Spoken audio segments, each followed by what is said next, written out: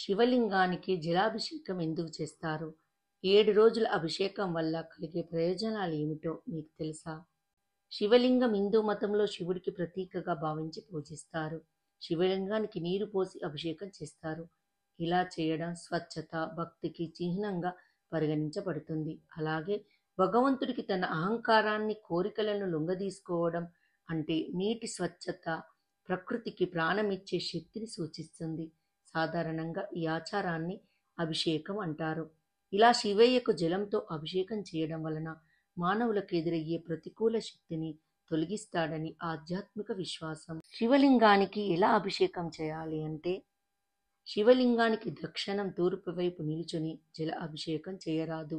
శివలింగానికి ఉత్తరముఖంగా అభిషేకం చేయాలని శాస్త్రాలు చెబుతున్నాయి.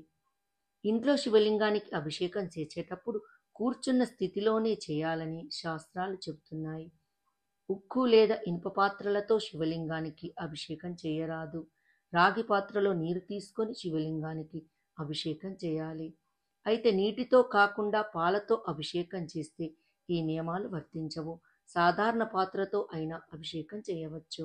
శివుడికి ఏ వస్తువులతో అభిషేకం చేస్తే ఎలాంటి ఫలితం ఉంటుంది తెలుసుకుందాము. తేనెతో అభిషేకం చేస్తే వ్యాధులు నయమవుతాయి. గంగాజలంతో అభిషేకం చేయడం వల్ల వివిధ ప్రయోజనాలు లభిస్తాయి. చెరుకు రసంతో అభిషేకం చేస్తే ఇంట్లో ప్రశాంతత చేకూరుతుంది, లాభాలు కలుగుతాయి. అభిషేకం చేయాల్సిన రోజు ఏంటి, మరి వాటి ప్రయోజనాలు ఏమిటి? ఆదివారం అభిషేకం ప్రత్యేకం. ఆ రోజున అభిషేకం చేస్తే లక్ష్మీదేవి అనుగ్రహం కలుగుతుందని నమ్మకం. సోమవారం శివుణ్ణి ప్రసన్నం చేసుకోవడానికి సోమవారం చాలా ప్రత్యేకంగా పరిగణించబడుతుంది. ఈ రోజున శివలింగానికి జలాభిషేకం చేస్తే అన్ని రకాల కోరికలు నెరవేరుతాయి. మంగళవారం ఈ రోజున శివునికి అభిషేకం చేస్తే దేవతల అనుగ్రహం లభిస్తుంది. బుధవారం శివలింగానికి జలాభిషేకం చేస్తే వివాహ ఆటంకాలు తొలగిపోతాయి.